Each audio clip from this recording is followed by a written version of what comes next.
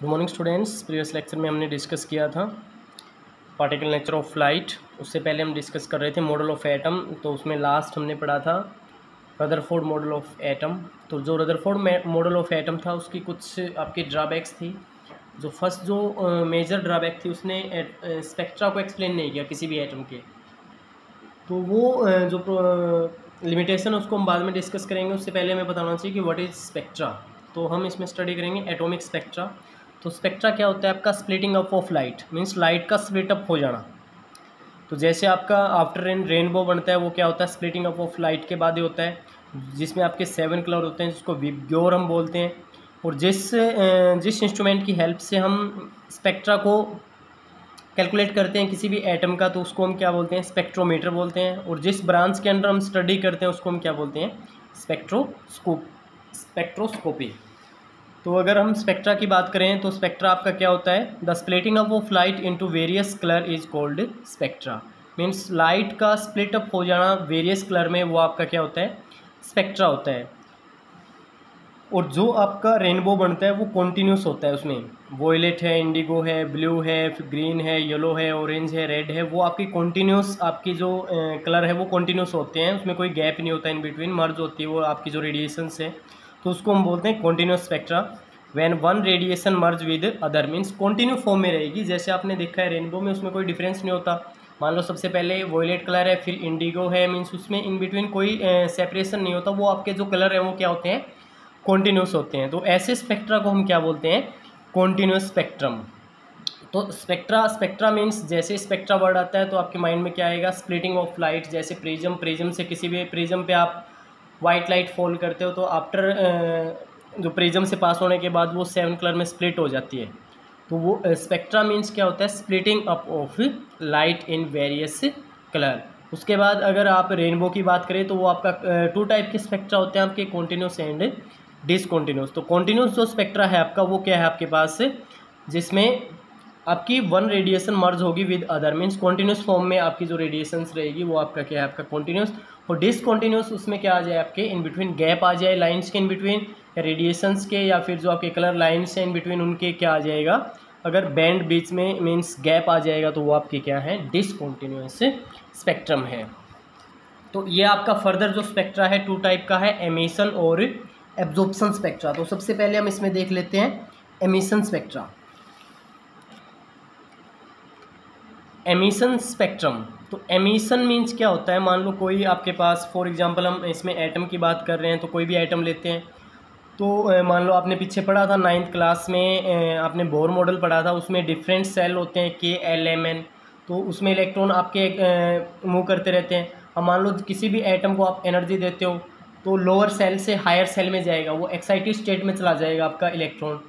तो उस कंडीशन में एक्साइटेड स्टेट में वो कम स्टेबल होगा, फिर फर्दर वो एनर्जी को लूज़ करके फर्दर किस पे आ जाएगा? आपका जो नॉर्मल स्टेट है, ग्राउंड स्टेट है, उसी में आ जाएगा। तो उस टाइम पे जो एनर्जी एमिट होगी तो वहाँ पे एमिशन होगा। और जो एनर्जी आपकी एमिट होगी वो जिस भी रेंज में जाएगी, आपने जैसे पीछे इलेक्ट्रोमैग्नेटिक स्पेक्ट्रम पढ़ा था जो इलेक्ट्रोमैग्नेटिक रेडिएशंस का, तो वो डिफरेंट आपके रीजन्स हैं, यूवी है, इंफ्रारेड है, रेडियो है। तो जिस भी रीजन में जाएगी, मान लो विजिबल में जाएगी, तो उसके बेस पे वो क्या बनेगा? आपका स्पेक्ट्रा बनेगा। तो एमिशन स्पेक्ट्रा हम उसी को बोलते हैं। तो इसमें क्या लेते हैं? जब सिंपल सा है, इसमें एक ग्लास ट्यूब होती है, डिस्चार्ज ट्यूब इसको बोलते हैं। इसमें कोई भी आइटम आप ले सकते हो। फॉर एग्जांपल हमने हाइड्रोजन का लिया ईजियर उसके लिए। तो इसके बाद एक स्लिट लगाई हुई है आपके पास। स्लिट का क्या काम है? आपकी लाइट वन डायरेक्शन में जाएगी, मीन्स अदर डायरेक्शन में आपकी मूव नहीं करेगी, ओनली वन डायरेक्शन में। फिर हमने क्या लगाया हुआ? प्रिज्म लगाया हुआ है। तो जैसे ही प्रिज्म पे लाइट फॉल होगी, वो आफ्टर जो प्रिज्म है आपका वो क्या काम करता है? जो प्रिज्म उसमें लाइट क्या हो जाती है? स्प्लिट हो जाती है 7 कलर में। और फिर हमने एक स्क्रीन लगाई हुई है, उस स्क्रीन पे हमें वो ऑब्जर्व होगी लाइन। तो वो आपकी लाइन डिफरेंट होगी, जैसे वॉयलेट आएगी, ब्लू आएगी, येलो आएगी, या फिर रेड आएगी। वो डिपेंड करेगी कि आपने इसमें क्या लिया है। मान लो आप सोडियम लेते हो तो येलो आती है, या डिफरेंट पोटासियम लेते हो तो इंडिगो। तो वो डिफरेंट डिफरेंट कलर की आपको जो लाइन है वो शो होगी। तो एमिशन स्पेक्ट्रा मीन्स सिंपल है, कुछ भी नहीं है। आपने क्या लेना है? एक डिस्चार्ज ट्यूब है, उसमें कोई भी एटम लेंगे जिसका हमने एमिशन स्पेक्ट्रा कैलकुलेट करना है। एक स्लिट लगाते हैं और फिर आफ्टर देन उसमें क्या रखते हैं? हम प्रिज्म रखते हैं। जैसे ही लाइट प्रिज्म पे फॉल होगी, मोनोक्रोमेटिक लाइट इसको बोलते हैं, जो वन डायरेक्शन में मूव करती है आपकी।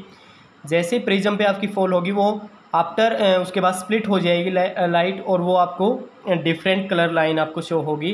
तो ये डिफरेंट कलर लाइन आपकी शो, जैसे वॉयलेट है, ब्लू है, येलो है या फिर रेड है।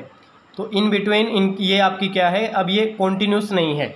जो पीछे आपने विबग्योर मान लो देखा है रेनबो में, तो रेनबो में क्या होता है, वो कॉन्टीन्यूस होती है, बट इनके इन बिटवीन गैप रहेगा। मान लो वॉयलेट है, वॉयलेट के बाद आपका गैप रहेगा, इसका कोई कलर नहीं होता।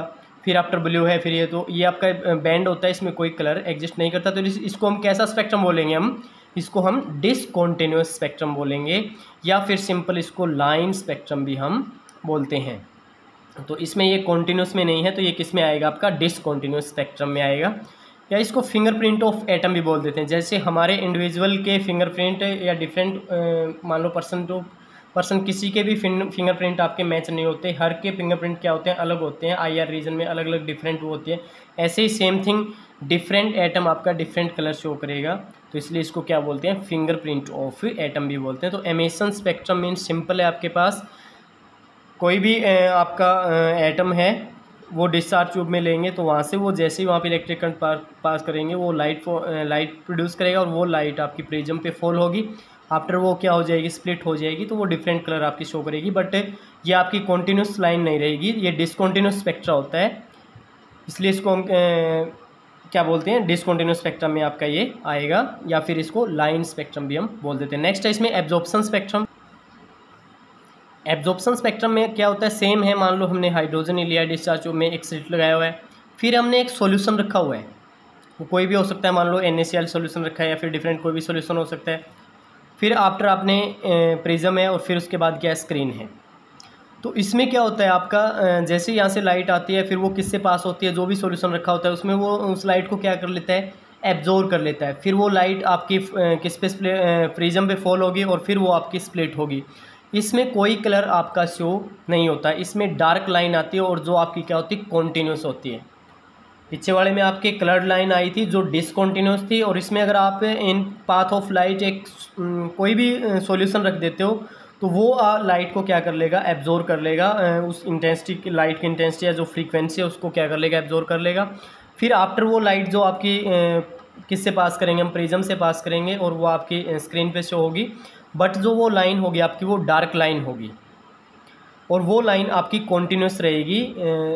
तो ये आपका क्या था, एब्जॉर्प्शन स्पेक्ट्रा। तो हम इसमें डिफरेंस डिस्कस कर लेते हैं in between emission and absorption spectra. तो आपने अभी देखा है जो एमिशन स्पेक्ट्रा है उसमें कैसे लाइन आती है, आपकी कलर्ड लाइन आती है। बट जो आपका एब्जॉर्प्शन स्पेक्ट्रा है उसमें कैसी लाइन आती है, आपकी डार्क लाइन्स आती हैं। सेकंड, नो एब्जॉर्प्शन और sample is keeped in path of light. तो कोई भी आपके जो पाथ ऑफ लाइट में कोई भी सैंपल आपका नहीं रखा होता, बट आपका जो एब्जॉर्प्शन स्पेक्ट्रम है उसमें क्या है, sample in the path of light is keeped, means path of light में क्या रखा जाता है, आपका सैंपल रखा जाता है। तो ये थे आपके स्पेक्ट्रम। तो स्पेक्ट्रम आपके 2 टाइप के हैं, कॉन्टीन्यूस और डिसकॉन्टीन्यूस। और उसको फिर फर्दर आपके अगर किसी एटम का देखते हैं तो उसमें एमिशन स्पेक्ट्रम है और एब्जॉर्प्शन स्पेक्ट्रम है, उनके बीच में डिफरेंस हमने डिस्कस कर लिए। तो सबसे पहले हाइड्रोजन स्पेक्ट्रम को, मीन्स हाइड्रोजन का जो एटम था उसका स्पेक्ट्रम कैलकुलेट किया गया। तो उसमें एज्यूम कर लिया जो n था वो इनिशियल स्टेट था when electron is present, where electron is present. अब आपने पता है डिफरेंट सेल होते हैं, जो जैसे फॉर एग्जांपल आपके पास हाइड्रोजन है, तो ये न्यूक्लियस है, इसमें फर्स्ट सेल है, हाइड्रोजन में 1 ही सेल है, फिर आगे वाला एम्प्टी है। तो मान लो इसमें इलेक्ट्रॉन प्रेजेंट है, एक इलेक्ट्रॉन है हाइड्रोजन एटम में। अब वो क्या होगा, जैसे उसको एनर्जी देते हो तो वो कहाँ चला जाता है, आपका सेकेंड सेल में चला जाता है। इसको हम क्या बोलते हैं, एक्साइटेड स्टेट। क्या बोलते हैं, एक्साइटेड स्टेट। और जो आपकी फर्स्ट स्टेट थी वो ग्राउंड स्टेट बोलो या नॉर्मल स्टेट उसको बोलो। तो जैसे ही एनर्जी मिलती है वो किस में चला जाता है, आपका एक्साइटेड स्टेट में। तो n जो है आपका n1 लिख सकते हैं, सिंपल n लिखा है। तो इनिशियल स्टेट में वेयर इलेक्ट्रॉन प्रेजेंट, मान लो इलेक्ट्रॉन यहाँ प्रेजेंट था, फिर जैसे उसको एनर्जी मिली तो वो कहाँ जाएगा, आपका एक्साइटेड स्टेट में जाएगा। तो एक बामर आपके साइंटिस्ट थे, उन्होंने इसको डिस्कस किया 1/λ मीन्स वेवलेंथ होती है आपकी, वो इन्वर्सली किसके होती है, वेव नंबर के न्यू बार। और वो कैलकुलेट किया 109677 और 1/2 का स्क्वायर माइनस 1/n का स्क्वायर, जहाँ पे 2 क्या है आपका सेकंड ऑर्बिट्स है, मीन्स इलेक्ट्रॉन आपका सेकंड ऑर्बिट में जाएगा। यहाँ पे वैल्यू पुट करेंगे हम, और फिर यहाँ से किसकी वैल्यू आ जाएगी, आपकी वेव नंबर की या फिर वेवलेंथ की वैल्यू हम कैलकुलेट कर सकते हैं। हमेशा माइंड में रखना जो n की वैल्यू है वो 2 से बड़ी रहेगी, मीन्स n आपका क्या हो सकता है 3, 4 एंड 5 सो ऑन आपका हो सकता है। अगर n आपका इन्फिनिटी है मीन्स जो आपका इलेक्ट्रॉन है वो न्यूक्लियस से काफ़ी दूर चला जाता है, तो उस केस में उसको हम क्या बोलते हैं, लिमिटिंग लाइन बोलते हैं। वो आपकी लिमिटिंग लाइन होती है। तो ये डिफरेंट रीजन में आपका जाएगा, विजिबल में जा सकता है, यूवी में जा सकता है जैसे आपने इलेक्ट्रोमैग्नेटिक स्पेक्ट्रा पढ़ा था, या फिर IR रीजन में जा सकता है। वो डिपेंड करेगा, यहाँ से वैल्यू आएगी आपकी। ये कैसे डिपेंड करेगा, विजिबल में कब जाएगा, वो किस पे डिपेंड करेगा, n पे डिपेंड करेगा। n में मान लो आपका इलेक्ट्रॉन कहाँ गया, 3 उस पर गया, 4th पे गया या 5th पे गया, वो डिफरेंट आपका एग्जिस्ट करेगा। ऐसे ही स्टडी करने के बाद हाइड्रोजन जो लाइक आपके पास हाइड्रोजन लाइक एटम थे, हाइड्रोजन लाइक एटम मीन्स क्या होगा, जिसके पास ओनली 1 इलेक्ट्रॉन है, तो वो आपके क्या हैं, जैसे फॉर एग्जांपल हाइड्रोजन है, हीलियम प्लस है आपके पास, 1 इलेक्ट्रॉन उसका निकल जाता है, लिथियम 2 प्लस है, उसमें 1 इलेक्ट्रॉन के बाद, तो इनमें कितने बचते हैं, 1 इलेक्ट्रॉन बचता है। तो उनको स्टडी किया गया और एक फॉर्मूला दिया गया, 1 lambda is equal to nu bar means wave number is equal to R 1/n1 square minus 1/n2 square, जहाँ पे R क्या है आपका रेडबर्ग्स कांस्टेंट है, इसको रेडबर्ग्स फार्मूला भी हम बोल देते हैं, जिसकी वैल्यू सेम यही रहेगी जो हाइड्रोजन के केस में थी, 109,677 पर सेंटीमीटर। तो n1 क्या है आपकी इनिशियल स्टेट है और n2 आपकी क्या है फाइनल स्टेट। तो n1 मीन्स जहाँ पे इनिशियली आपका इलेक्ट्रॉन प्रेजेंट है, और n2 का क्या है आपकी जो फाइनल स्टेट में, वो 2 भी हो सकती है, वो 3 भी हो सकती है, वो 4 भी, डिपेंड करेगा कि इलेक्ट्रॉन ने कहाँ जंप किया है, आपने कितनी एनर्जी उसको प्रोवाइड किया, उसके बेस पे डिफरेंट सीरीज की गई, उसके बेस पे डिफरेंट सीरीज कैलकुलेट की गई। फर्स्ट इसमें Lyman series, second Balmer series, Paschen series, Brackett series and Pfund series. तो इसको कैसे डिफ्रेंशिएट करेंगे, ये n1 पे के बेस पे डिफ्रेंशिएट होगी। जो लेमन सीरीज है उसमें n1 आपका 1 रहेगा, n2 आपका 2, 3, 4 सोन कितना भी इन्फिनिटी तक वो जा सकता है इलेक्ट्रॉन। बामर सीरीज में जो n1 है वो आपका 2 रहेगा, n2 आपका 3, 4, 5, 6 सोन इन्फिनिटी तक। पास्सन में n1 आपका 3 रहेगा, n2 आपका 4, 5, 6 से स्टार्ट होगा। ब्रैकेट सीरीज में आपका n1 4 रहेगा, n2 आपका 5, 6, 7 सोन, और फंड सीरीज में आपका n1 5 रहेगा और n2 आपका 6, 7, 8 एंड सोन। तो ये टोटल 5 सीरीज है, ये इंपॉर्टेंट है। इसमें पेपर में क्वेश्चन कैसे आता है, पास्सन सीरीज में n1 की वैल्यू पूछ लेंगे, या फिर न्यूमेरिकल दे देंगे, जो हम फर्दर वीडियो में डिस्कस करेंगे। उसमें न्यूमेरिकल में आपको क्या दे देंगे, डिफरेंट वैल्यू दे देंगे, और उसके बेस पे पूछ लेंगे कि किस सीरीज़ में आएगा ये। तो इस बेस पे ये एक आपका यहाँ से क्वेश्चन 1 मार्क्स का तो श्योर आएगा, और न्यूमेरिकल वो डिपेंड करता है आपका। तो न्यूमेरिकल हम फर्दर नेक्स्ट उसमें डिस्कस करेंगे। तो हमने इसमें आज जो डिस्कस किया है वो आपका एटॉमिक स्पेक्ट्रा डिस्कस किया है। तो एटॉमिक क्यों बोला, क्योंकि कोई भी एटम लिया और उसको हमने स्प्लिट किया है, तो उसके हम क्या बोलेंगे, एटॉमिक स्पेक्ट्रा हम बोलेंगे। तो एटॉमिक स्पेक्ट्रा है mean splitting up of light in various colour. तो वो आपने स्टडी किया, 2 टाइप का रहेगा, एमिशन और एब्जॉर्प्शन। एमिशन में कोई भी सैंपल नहीं रखते, जैसे ही लाइट आपकी प्रिज्म में पे फॉल होती है वो डिफरेंट कलर शो करते हैं, और वो आपका डिसकॉन्टीन्यूस रहता है, मीन्स वो जो आपके कलर है वो कॉन्टीन्यूस नहीं आते।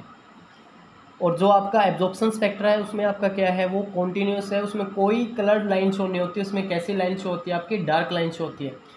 फिर उसके बाद आपके पास फर्स्ट हाइड्रोजन स्पेक्ट्रम भामर ने डिस्कवर किया, तो उसने एक फार्मूला दिया वेवलेंथ कैलकुलेट करने का, या फिर वेव नंबर, जो आपका फार्मूला ये रहेगा 2 स्क्वायर माइनस 1/n स्क्वायर। जो 2 यहाँ पे आपका सेकंड ऑर्बिट है, फर्स्ट ऑर्बिट है, सेकंड है, फिर वो आपका n1 आपका 3 पे भी जा n आपका 4 पे भी जा सकता है, 5 पे। ये आपका n1 था, initial state where electron present था, और ये सिंपल n है आपका, तो वो n 3, 4 एंड 5 सो ऑन हो सकता है आपका, मीन्स किसी भी रीजन में आपका वो जा सकता है। और ऐसे ही हाइड्रोजन जो लाइक आपके पास एटम थे, मान लो हाइड्रोजन हीलियम प्लस है, लिथियम प्लस 2, मीन जिसमें 1 इलेक्ट्रॉन है, उसके केस में भी किसकी वैल्यू कैलकुलेट की गई, वेवलेंथ की वैल्यू कैलकुलेट की गई। वो एक फार्मूला गिवन था, और उस फार्मूला के बेस पे आपके पास डिफरेंट लाइन शो होगी, लेमन, बामर, पास्सन, ब्रैकेट, पीफन। तो इसको माइंड में अगर याद रखना है तो आपने पढ़ा है BP ब्लड प्रेशर आपका होता है। तो BP अब बामर और ब्रैकेट 2 है, बी पे आ रहे हैं तो ए पहले आता है आर से, तो बामर पहले आएगा। फिर पी भी 2 है आपके पास बी पी वी पी में, बट ए पहले आता है एफ से, तो इसलिए आपका फंड से पहले पास्टन आएगी और फिर आपकी ब्रैकेट बचती है और फिर लास्ट में फंड बचती है। तो इसको मेमोराइज़ कर सकते हैं। मेमोराइज़ इसमें आपने यही रखना है, N1 की वैल्यू आपके पास 1 रहेगी या 2 रहेगी या 3 रहेगी, वो आपका सीरीज टू सीरीज डिपेंड करेगा। तो ये क्वेश्चन यहाँ से 1 मार्क्स का क्वेश्चन आ सकता है। और एक मैंने अभी ऑब्ज़र्व किया है, जो पिछली वीडियो है वो बच्चे अब ज़्यादा नहीं देख रहे हैं, तो उसको आप सीरियसली लो। अगर कोई प्रॉब्लम आती है तो मेरे से डिस्कस कर सकते हो। और ये वीडियो देखना बेटे कंपलसरी है, बाद में आपको प्रॉब्लम नहीं होगी। अगर बाद में प्रॉब्लम होती है तो कोई रिस्पॉन्सिबल नहीं होगा उसके लिए। समझ में नहीं आता मैसेज करो, कॉल करो, आपको नंबर प्रोवाइड कर दिया जाएगा। थैंक यू बेटे।